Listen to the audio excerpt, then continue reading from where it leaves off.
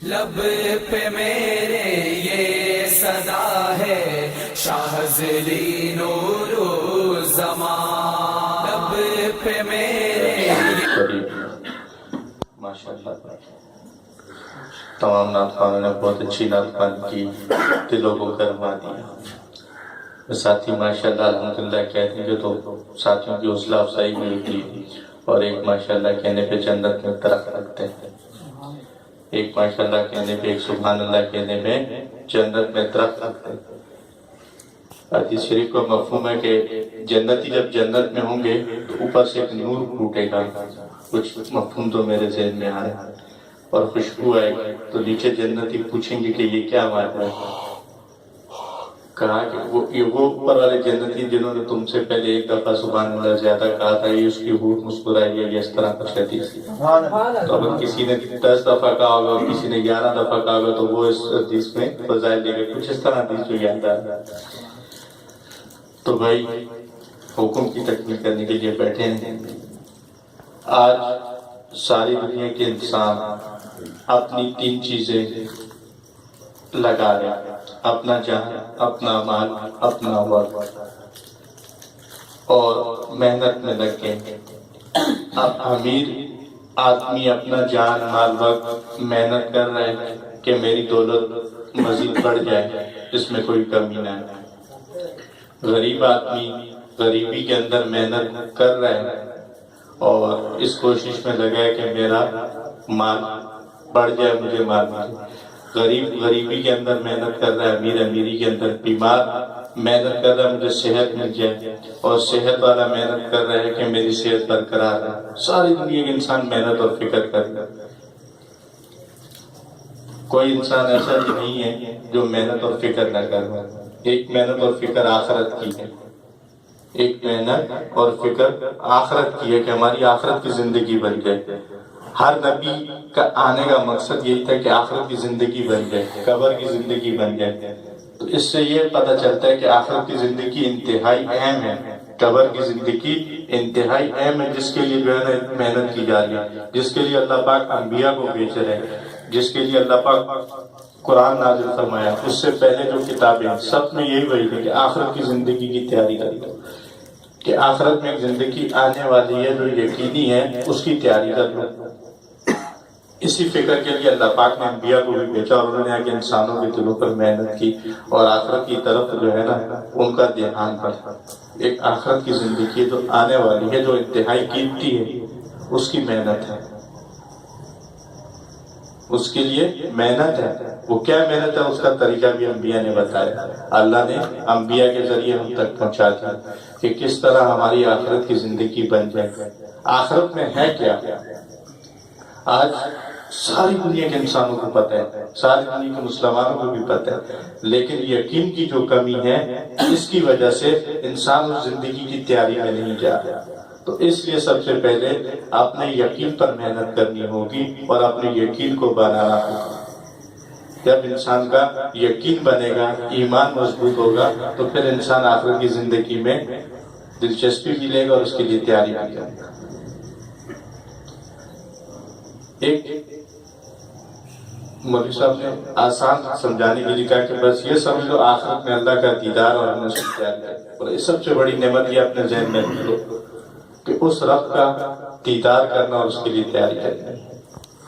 تو بھائی یہ دنیا فانی ہے، ختم ہو جانے والی ہے، یہ دنیا فانی ہے، ختم ہو جانے والی ہے۔ یہاں کوئی انسان مستقل رہنے نہیں آیا۔ ابراہیم استاد نے اجتماع میں بھی یہ بات فرمائی تھی تھوڑے دنوں پہلے، پھر ہم لوگ بیٹھے تو فرمایا کہ آدم علیہ السلام کو جب اللہ نے پیدا فرمایا نا، تو عادات کے اعتبار سے ابراہیم استاد جی سمجھا رہے تھے کہ جو آدم علیہ السلام کو جو نام کہا تھا علم العادات رکھتے ہیں 9 ہیں، اور 9 کو زوال نہیں ہے۔ تو اس طرح آدم علیہ السلام کی جو اولاد ہے، جو آدم علیہ السلام ہے، جو انسان ہے، اس کو بھی زوال نہیں ہے، کبھی ختم نہیں ہوگا، تبادلہ ہوتا رہے گا۔ قیامت سے پہلے، قیامت کے روز اللہ پاک سب کچھ ختم کرے گا، لیکن پھر سب انسانوں کو زندہ کرے گا، اور پھر ہمیشہ کے لیے جنت یا ہمیشہ کے لیے جنت، پھر ہمیشہ کے لیے جنت میں جائے گا یا ہمیشہ کے لیے جنت میں جائے گا۔ تو جنت کی نعمتیں ہمارے سامنے ہوں گی، جنت کی پورے جنت کے باغات اور یہ ساری چیزیں جب ہمارے سامنے ہوں گی تو ہمیں آخرت کی تیاری میں آسانی ہوگی۔ یہ خانقاہوں میں بیٹھنا، یہ ذکر کے حلقے لگانا، یہ اس چیز کی فکر ہے۔ ہم ذکر کو اہمیت دیں، ذکر کو کم نہ سمجھیں۔ فضائل اعمال میں حدیث لکھی ہے کہ فرشتے ایسی مجلس کو ڈھونڈ رہے ہوتے ہیں جہاں اللہ کا ذکر ہو رہا ہوتا ہے، اور حمد و نعت یہ بھی ذکر ہے، یہ بھی ایک ذکر ہے کہ اللہ کے نبی کی شان بیان کی جا رہی ہے اور اللہ کی حمد بیان کی جا رہی ہے۔ فرشتے آسمان سے نیچے اتر آتے ہیں، ایسی جگہ پر ایسی انوارات ہوتے ہیں، برکتیں ہوتی ہیں، جہاں اللہ کے ذکر ہو رہا ہو۔ تو یہ بھی آخرت کی تیاری ہے۔ جتنا انسان اللہ کا ذکر کرتا ہے اتنا اللہ سے تعلق بنتا ہے۔ آج انسان کا دل مردہ ہے، اس لیے اس کو کوئی بات میں اثر نہیں دے، کوئی بات اثر نہیں دے۔ جمعے میں 10 منٹ بیان زیادہ ہوتا ہے تو ہمارا دل گھبراہٹ ہوتی ہے، اس وجہ سے کہ دل انسان کا اللہ کے ذکر سے، اللہ کی بات سے اثر نہیں دے رہا۔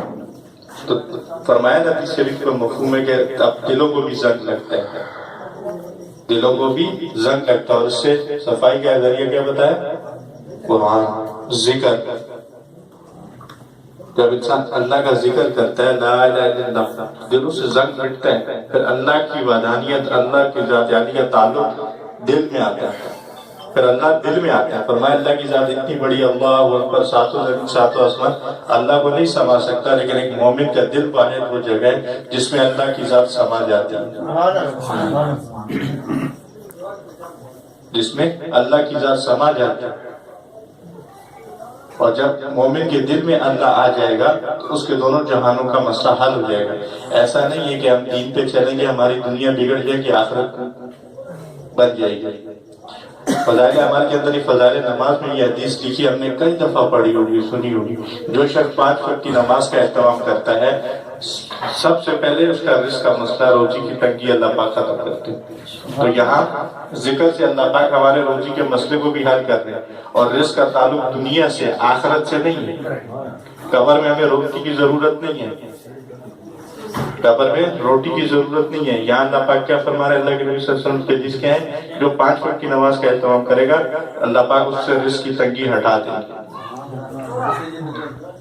تو ذکر سے ہمارے یہ مسئلے بھی حل ہو گئے۔ نماز دین کا ایک رکن ہے، پورا دین نہیں ہے۔ پورا دن 24 گھنٹے کی زندگی ہے۔ جب انسان 24 گھنٹے کی زندگی اللہ کے نبی صلی اللہ علیہ وسلم کے بتائے ہوئے طریقوں پر گزارے گا، پورے دین پہ گزارے گا، تو اللہ پاک اس کی زندگی میں سارے مسائل کو حل کرے گا۔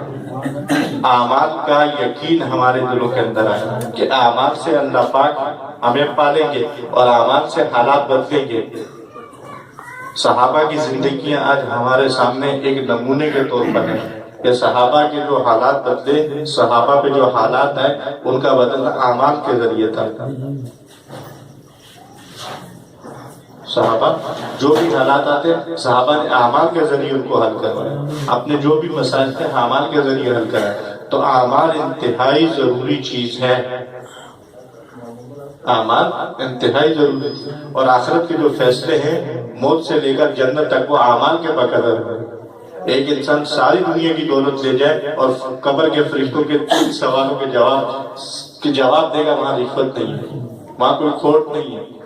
3 سوالوں کے جواب وہاں رشوت دے کے نہیں جا سکتے، وہاں اعمال کے بقدر انسان جو ہے نا 3 سوالوں کے جواب دے گا، اور وہاں اعمال کے ذریعے حفاظت ہوگی۔ وہ آتے نا حدیث شریف میں کہ سورۃ ملک کی جو تلاوت کرتا ہے عشاء اور مغرب کے درمیان تو عذاب قبر نہیں ہوتا، روزہ ایک طرف آتے ہیں، اس کے اخلاق۔ تو یہاں پر کیا اعمال کے ذریعے حفاظت ہوگی، اور اسی میں حدیث شریف کا مفہوم ہے کہ جو نماز کا اہتمام کرے گا 5 وقت کی، تو پلسرات سے بجلی کی تیزی کی طرح گزر جائے گا۔ تو یہاں بھی اعمال ضروری ہے، اعمال کے ذریعے اللہ پاک مسئلے کو حل کر دے، دنیا میں بھی ہو رہے ہیں اور آخرت میں بھی اعمال پر۔ تو اس سے ہمیں پتہ یہ چلتا ہے کہ اعمال بہت ضروری چیز ہے۔ نماز ذکر ہے، قرآن ذکر ہے، لا الہ الا اللہ ذکر ہے، ہر چیز۔ مولانا صاحب فرما رہے تھے کہ اللہ نے قرآن میں جب یہ آیت نازل فرمائی جس کا ترجمے کا مفہوم ہے کہ ہم نے ذکر کو اتارا اور ہم اس کی حفاظت کریں گے، تو فرما رہے تھے کہ اس سے مراد صرف قرآن نہیں ہے کہ اللہ نے قرآن کو اتارا اور اس کی حفاظت، اس سے ہم ذکر بھی مراد دے سکتے ہیں کہ جو ذکر کرنے والے اللہ ان کی بھی حفاظت کرے گا، اور اللہ نے کر کے بھی دکھائی۔ صحابہ عربی دان، عربی بولنے والے جنگل میں جا کے عربی زبان میں جانوروں کو کہہ رہے کہ بھائی یہاں پر جگہ خالی کر دو، ہم یہاں آ۔ تو اللہ پاک کیسے ان کی حفاظت کا نظام کرتا۔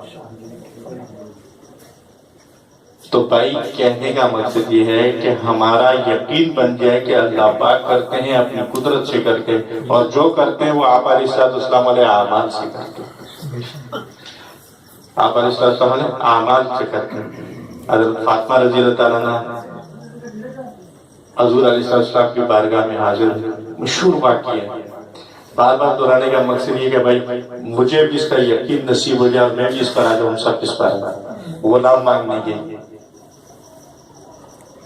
واپس آ گیا تو عرض کیا، جب آپ علیہ السلام گئے پوچھا کیوں آئے تو کہا اس لیے، کہا میں آپ کو اس سے بہتر چیز نہ دوں تو کیا دیا؟ کہا سونے سے پہلے 33 دفعہ سبحان اللہ، 33 دفعہ الحمدللہ، 34 دفعہ اللہ اکبر پڑھو۔ تو وہ اس پر راضی ہو گئی، کیونکہ وہ جانتے تھے کہ اصل زندگی آخرت کی ہے، اصل زندگی مرنے کے بعد ہے، وہاں مزے کرنا۔ تو علماء فرماتے ہیں، مفسرین نے لکھا ہے کہ آپ علیہ السلام غلام دے بھی دیتے تو وہ جنت کی سردار ویسے ہی رہتی جیسے پہلے تھی، لیکن انہوں نے آخرت کو ترجیح دی۔ صحابہ کو یقینی موت نظر آ رہی ہے، اللہ کے نبی نے فرما دیا کہ یہ جماعت جا رہی ہے، اس میں یہ شہید ہو جائے گا، اس کے بعد اس کو امیر بنانا۔ صحابہ کو یقین ہو گیا کہ ہماری شہادت یقینی ہے، لیکن پھر بھی جا رہے ہیں کیونکہ انہوں نے آخرت کو ترجیح دے دی تھی کہ آخرت کی زندگی اصل ہے۔ کیا فرماتے تھے کہ مجھے پہاڑ سے کس کی خوشبو آ رہی ہے؟ شہادت۔ تو انہوں نے اپنی زندگی جو تھی اس کا مقصد بنایا تھا آخرت، کہ ہماری جو زندگی ہے وہ آخرت کو تیاری کے لیے اور آخرت کو اہمیت دی تھی، اور آخرت کو انہوں نے بنایا تھا اعمالوں میں۔